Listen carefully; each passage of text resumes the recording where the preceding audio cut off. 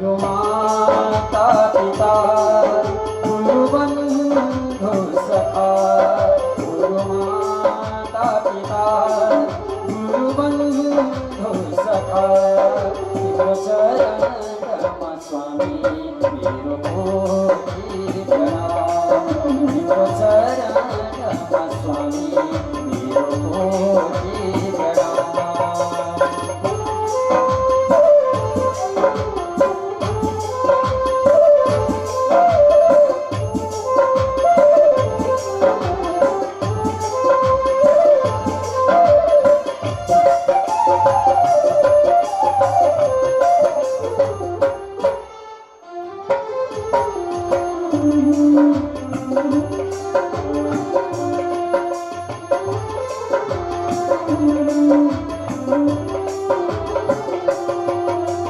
यो शरीर कसको हुन्छ ब्राह्मण? राजा बलि तिम्रो शरीर तिम्रै हुन्छ, अरू कसैको हुँदैन। ठिक छ ब्राह्मण, त्यसो हो भने हजुरको तेस्रो बाहु मेरो शिरमा ल्याएर राख्नुहोस् ब्राह्मण। अरे राजा बलि तिमीले आफ्नो शरीर नै मलाई सुम्पियो। कति सच्चा भक्त रहेछ। भगवान अति प्रसन्न भएर जुरुक्क उठिएर परमात्मन अहिले राजा बलिको शिरमा केवल यो विश्व ब्रह्माण्ड दिग्विजय गरेर 2 पाउ जमिनबाट आज संसार विजय प्राप्त गरेर 1 पाउ जमिनको माध्यम केवल राजा बलिको शिरमा बामन अवतार भगवानले पाउ राखेर आज संसार विजय प्राप्त गरिबक्स्यो। राजा बलिलाई स्वतल खसी बक्सियो। आकाश मार्गबाट फुलमाला अबिरको वर्षा रामको जय जयकार शब्द चालु भयो। अति प्रसन्न राजा बलि तिमीबाट ज्यादै प्रसन्न भयो। अब तिमी योभन्दा तल्लो भूमण्डल लोकभन्दा तल्लो एउटा सुतल लोक छ, त्यही लोकमा जा। रमाइलो छ, स्वर्गभन्दा पनि प्यारो छ। नाचगान भजन कीर्तन पञ्चबाजाको साथमा जान। यो यज्ञको चिन्तन गर्नु कायन वाचा मैले गरिसकेँ, सम्पन्न भइसक्यो, मलाई पाइसक्यो। हरिशयन एकादशबाट हरिबोधनीसम्म 4 महिना तिम्रो दरबारको ढोकेपाली भएर बस्नु। नाचगान गर, मेरो चिन्तन गर, कसैले नराम्रो नबोल। आजबाट स्वर्ग राज्य तिम्रो होइन, तिम्रो राज्य सुतलको लोकमा राजा बलि जाऊ। आऊ अलि परसम्म म पनि लगिदिन्छु। हुन्छ ब्राह्मण, आज मेरो द्वारपाल भएर हजुर बस्दिने हुँदा त झन् म पनि प्रसन्न भएको छु। आउनुहोस् ब्राह्मण, आउनुहोस्। बामन अवतार भगवानको हातमा समातेर राजा बलि विद्या बलि रानी सहित अहिले सुतल लोकमा प्रहलाद विरोचन बन्धुवर्ग आदिलाई लिएर केवल स्वर्गभन्दा पनि प्यारो कसैले प्राप्त नगरेको सुतल लोक पञ्चबाजाको साथमा रमाइलोको साथ अगाडि बढ्न लाग्दै हुनुहुन्छ भन्ने समरको कथा यस प्रसङ्गबाट। जय राम श्री कृष्ण गोविन्द हरे मुरारी। हे नाथ नारायण वासुदेव श्री कृष्ण गोविन्द हरे मुरारी। हे नाथ नारायण वासुदेव वासुदेव भज वासुदेव भज वासुदेव भज वासुदेव भज भज वासुदेव भज वासुदेव भज वासुदेव भज वासुदेव कृष्ण वासुदेवाय भज परमात्मा कृष्ण दुईजना साथी हो कि होइन? राधा कृष्ण कहिले नछुट्ने, जहाँ गए पनि सक्ने साथी। सबैजना उठाउँदै एकचोटि दिवार सबै छाइकर गरिरहनु भएको छ। नाचेको हेर्नुपर्छ सबैजनाले आनन्दले घरमा बसेर। सदैव बेलुका ठिक 7:30 बजेदेखि तिमीहरू टेलिभिजन हेर्न नभुल्नु होला। 8:30 बजेसम्म 1 घन्टा हुनेछ। बिहान पनि 7:30 बजेदेखि 8:30 बजेसम्म यो कार्यक्रमको प्रसारण हुनेछ। दिउँसो पनि 1 बजेदेखि 2 बजेसम्म यो कार्यक्रमको प्रसारण हुनेछ। दिनमा 3 पटक हुनेछ, 3 घन्टा हुनेछ। हजुरहरूले अवश्यमेव हेर्न नभुल्नु होला भन्दै राधा कृष्ण दुईजना साथी खेल्न जान्थे हातैमा समाती कृष्ण का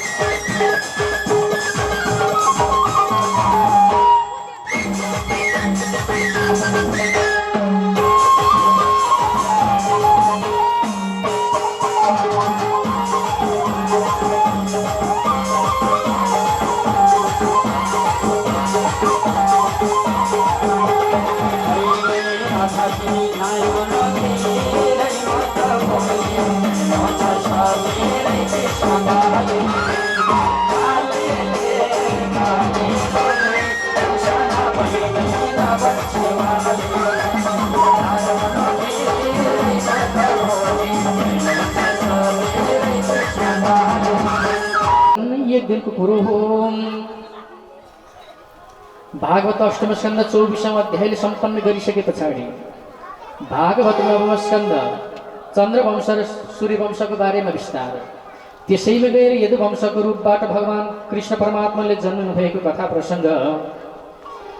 पहिले सूर्यवंश अन्तर्गत श्रूयता मानव वंश प्राचुर्येण परं तप न शक्यते विस्तरतो वक्तुं वर्ष शतैरपि। वंशावलीको कथालाई 100 वर्षमा पनि बयान गरेर भ्याइँदैन। नवम स्कन्धलाई सूर्यवंश र चन्द्रवंश कति 7 दिन मध्येमा 1 दिनसम्मको समय जम्मा 10-15 मिनट वंशावली कसरी सुन्थे। तैपनि म प्रयत्न गर्छु भनेर परीक्षित भन्ने राजाले प्रश्न गरेको प्रति उत्तर दिनका लागि सुखदेव स्वामीले भागवत नवम स्कन्धको कथालाई लक्षित गर्दै वैवस्वत भन्नेवाला मनुको वंशको बारे अगाडि बढाइबक्सियो। एक राजा हुनुहुन्थ्यो जसको नाम हो वैवस्वत। मनुपत्नी श्रद्धा, सन्तान भएनछन्। सन्तान प्राप्तिको लागि इच्छा गरेको भगवानका भक्त देवतादिहरूले एउटा पायसहरूले युक्त भएको फल दिए। यसैबाट सन्तान जन्म हुन्छ। तर अझै चाहेको फल प्राप्ति गर्ने हो भने पुत्रष्टि यज्ञ लगाउनुपर्छ, जसलाई भनिन्छ हरिवंश। हरि भगवानको वंशावलीको चरित्रको गान गर्नुपर्छ, चिन्तन गर्नुपर्छ। जन्मिन्छ पनि हरिवंशबाट। मैले 13वटा हरिवंश यज्ञ लगाएँ। म आफैले कथा वाचन गरेँ।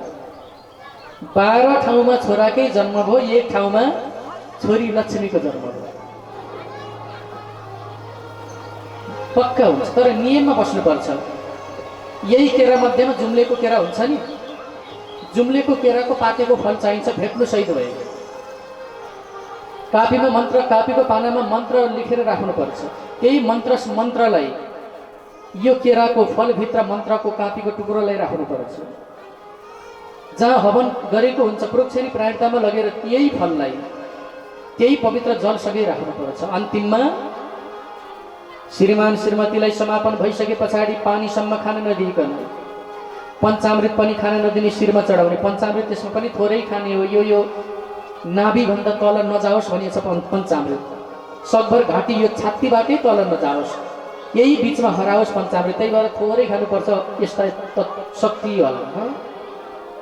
फोहोर महिनामा यसलाई मिसाउनु हुँदैन शास्त्रोक्त नीतिबाट, तत्त्वबोधले भनिदिएछ। अनि त्यही फल लगेर राजा रानीलाई खान दिनु। त्यही फलबाट अन्तिम अवस्थामा सन्तान पैदा हुनेछ। यो पक्का हो। मैले 13 ठाउँमा आफैले भोगेको छु, देखिएको छु, आफैले कथा भनेको छु। आज हुने वैवस्वत नाम गरेका मनुलाई पनि पुत्रष्टि यज्ञको आयोजन गर्न लगाउनु। यज्ञको तयारी गर्दै गर्दै गर्दै गर्दै जानु। राजन एक दिन के भएछ भने राजालाई छोरो चाहिएको, रानीलाई छोरी चाहिएको। बाहुनका कानमा गएर पहिला रानीले दाहिने कान फुक्न थाल्छन्। है ती बुढाले भन्दा हुन्छ छोरी चाहिन्छ मलाई, छोरी खबरदार छोरो जन्मेला नि। रानीले दाहिने कान फुक्ने। रानी गइसके पछाडि फेरि राजा आउँछन्। त्यसले भन्दा हुन्छ मैले लिएँ कि त्यसले ल्याए हो, त्यसो घर कि मेरो घर, मलाई छोरो चाहिएको छ। यदि छोरो जन्मेन भने वेदका मन्त्र पनि उल्टा रहेछ। यदि छोरो जन्मेन भने शास्त्रको नियम पनि विपरीत कर्म हुँदो रहेछ। यदि छोरो जन्मेन भने पाहुनका मुखका वचन पनि पवित्र हुँदा रहेनछन्। आफ्नो पूर्वजन्मले ठगिएछ। बाहुनलाई आएर इला नाम गरेकी राजकुमारी। राजा डाको छोडेर रुन लागे। शिवजीको आराधना गरे राजा। हे भगवान, हे भोले बाबा, आज शास्त्रको यो मन्त्र पनि उल्टो हुँदो रहेछ। छोरो पाउनको लागि यज्ञ गरेको, आज छोरीको जन्म भयो, यो हुन सक्दैन भनेर धुरो धुरो धुरो धुरो धुरो रोइसके पछाडि शिवजीले भन्नुभयो राजा चिन्ता नमान्नु। किन रानीले छोरीको लक्ष्मीको इच्छा गरे। जुन घरमा पहिला लक्ष्मीको आगमन हुन्छ त्यो घर भगवानको वैकुण्ठ समान हुन्छ। हामी छोरी जन्मे भनेर छोरीलाई अपमान गर्छौँ। लक्ष्मीको आगमन भए पछाडि मात्र नारायणको आगमन पक्का हुन्छ। अहिले हामी कति जानी जानी अपराध गरिरहेछौँ। यसो हेर छोरी रहेछ भने फाल्यो, बिचरा त्यो गर्वैबाट हत्या गरिरहेछौँ। केही छोरी नभए सृष्टि चल्दैन, केही छोरी नभए भागवतको कथामा पण्डाल खाली हुन्छ। त्यही मातृशक्ति नआउने भने पण्डाल सबै खाली, कुनै पनि भागवतमै पण्डालमा भक्त हुनुहुन्न। त्यही छोरी मान्छे नभइकन कलश यात्राको शोभा आउँदैन, त्यही छोरी मान्छे नभइकन एउटा घरको शोभा पनि आउँदैन। तर तिनै छोरीलाई हामी जानी जानी गर्वैबाट हत्या गरिरहेछौँ, महा अपराध गरिरहेछौँ।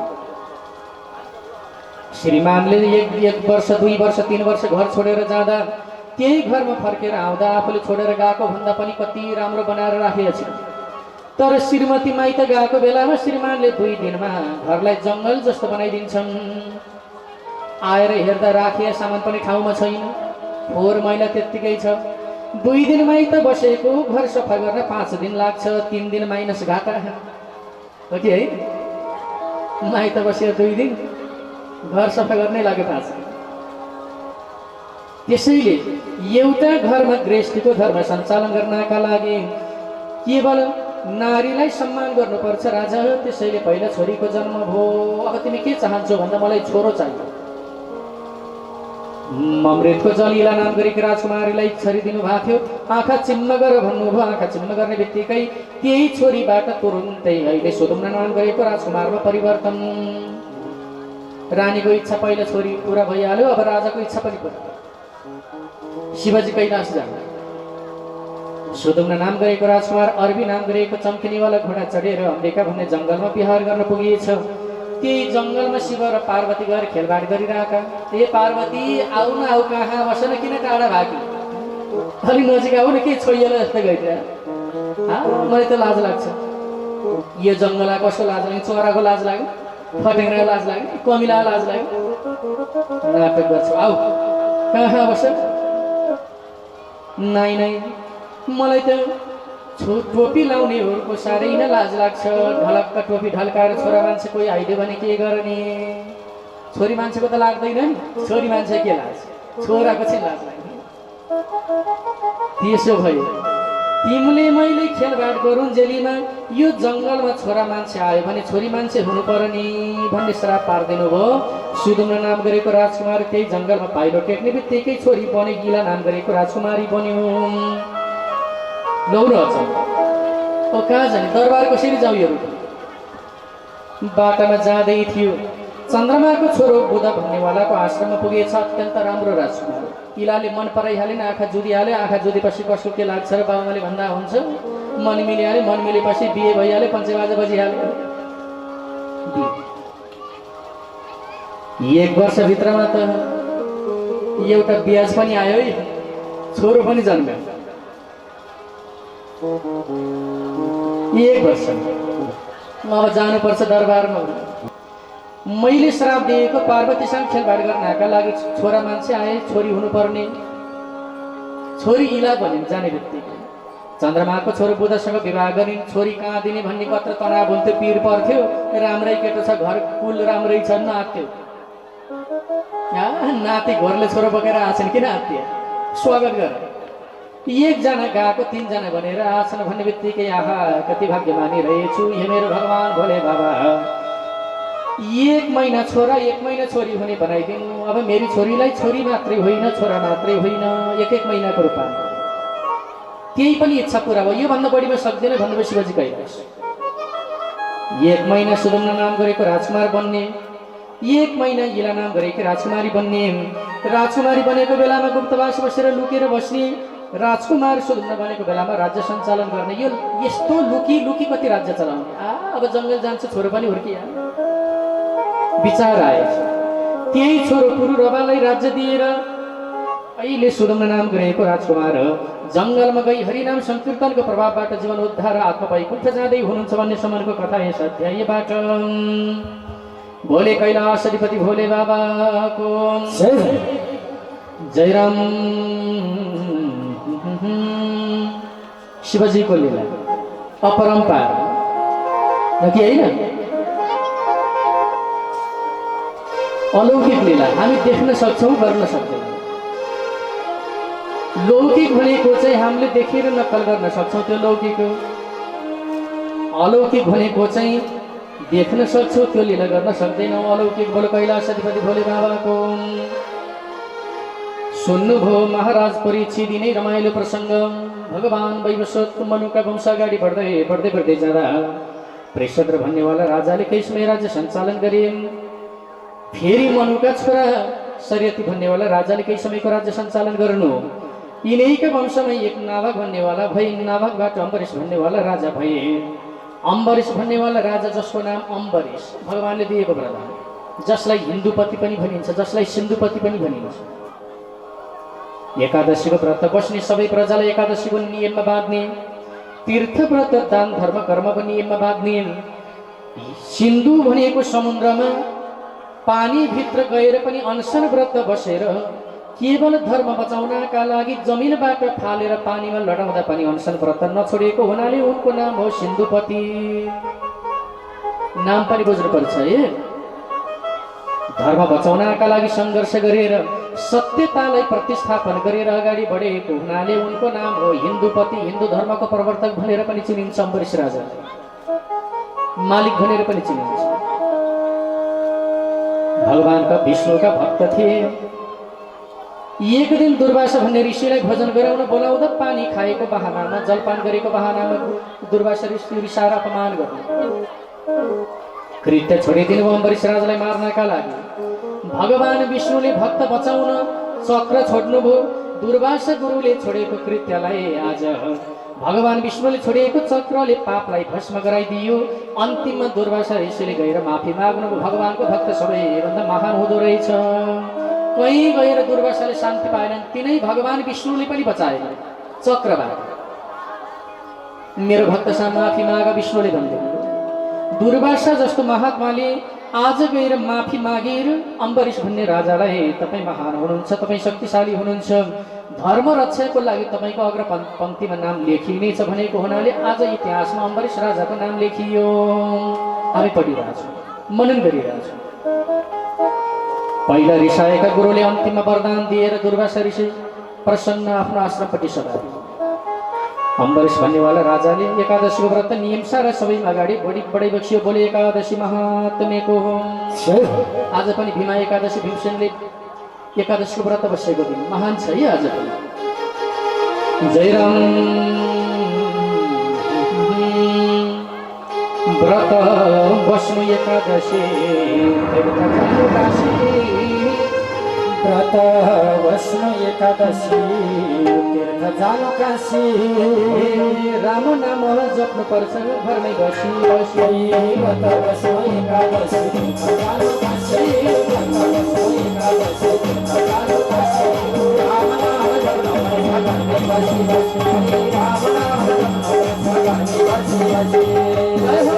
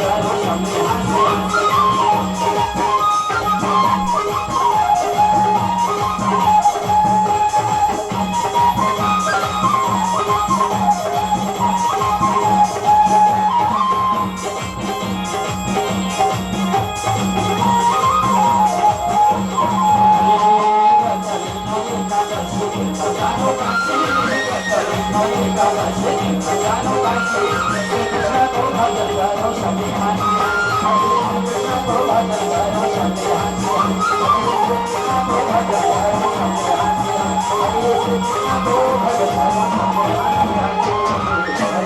एकादशी महात्म्यको हो। सबैजना बस्नु होला। राजा परीक्षित सुखदेव स्वामीले भागवत नवम स्कन्द सूर्य वंशको बारेमा विस्तार गर्दै गर्दै गर्दै जाने क्रममा राजनले यिनैको वंशमा एक महान युवनाश भन्ने होला राजा हुनुभयो। सन्तान भएनन्। सन्तान प्राप्तिको लागि पुत्रष्टि यज्ञको आयोजना भएछ। पहिला पहिला त धेरै दुःख थियो, सन्तानै नहुने।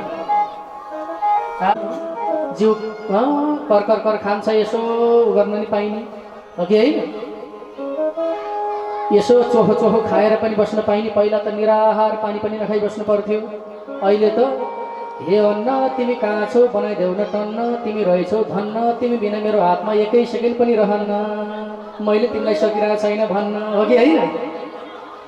आनन्द छ गरिब। व्रत नियम जसरी भए पनि करो केशव कीर्तनाथ नाम जप, आनन्द ल्याऊ, सत्सङ्ग जमाऊ,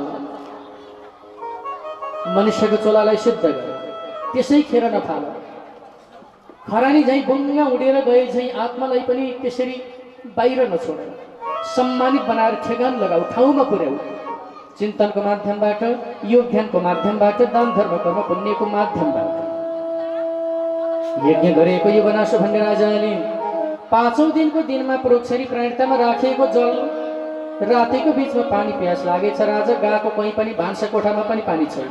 पूजा कोठामा आएको त्यही पानी देखेर स्वाट खाइदिए। पानी खाएको मुख कस्तो कस्तो भयो, त्यही केराको जुम्लेको कोसा थियो, त्यो पनि स्वाट खाइदिए। गएर घपलक्क सुते। भोलिपल्ट बिहान यज्ञको सुरुवात गर्न लागेको त जुन कामले यज्ञ गरेको त्यही छैन, किन कर्म गर्ने कायेन वाचा। राजा खैयाको जल खाइदिए भने तिमीले खायौ, मैले खाएँ। खोइ यहाँको यो फल केरा, त्यो पनि खाइदिए। राम्रै गरेछौ, कायेन वाचा, भए नि भाछ, नभए नि भाछ। गुरुहरू बिदा भयो।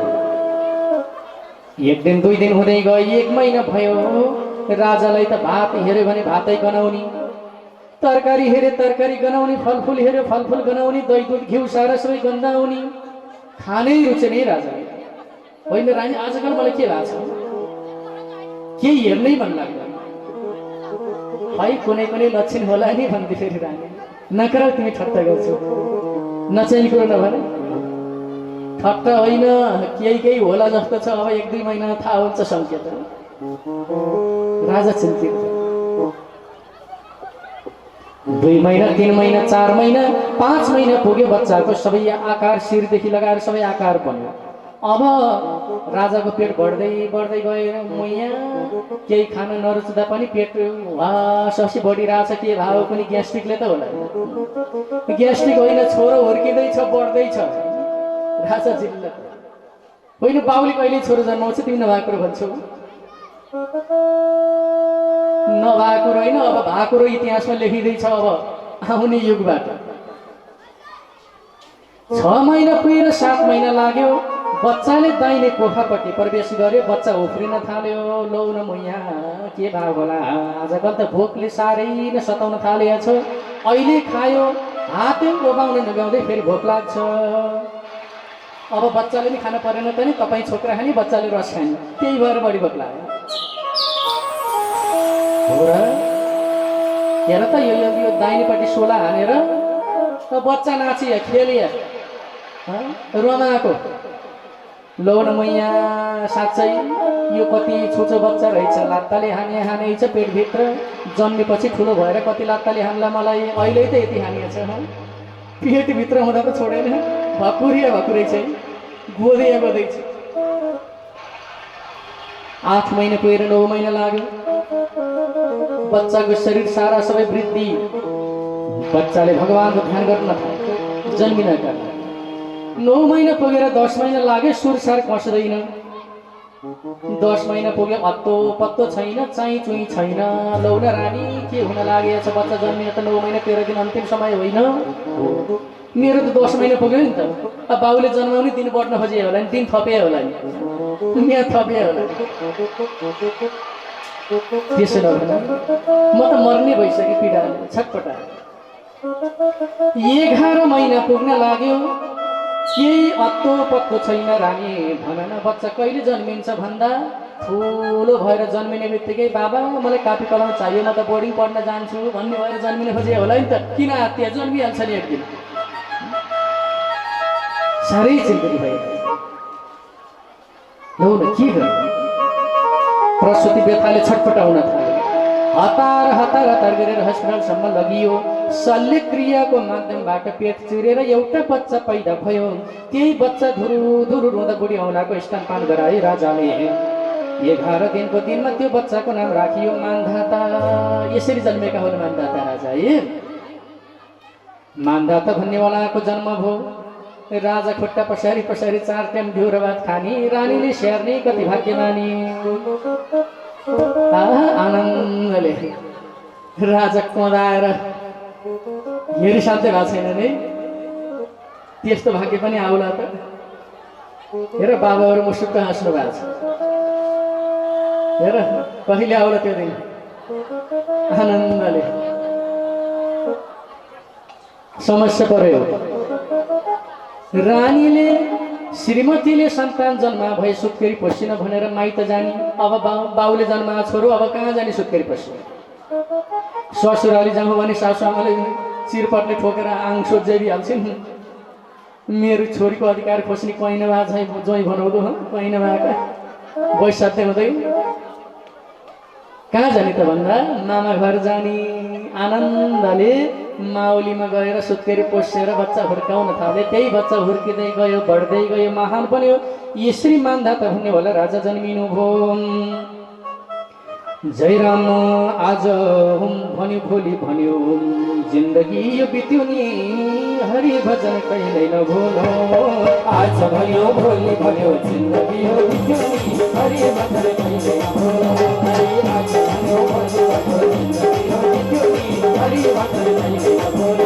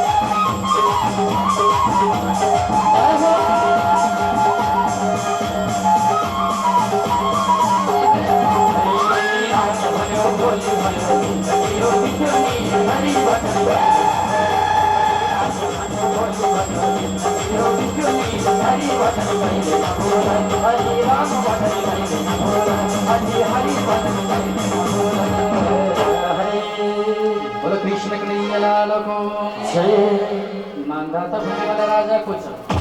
यिनै मान्धाताका जन्मकन 50वटी छोरी।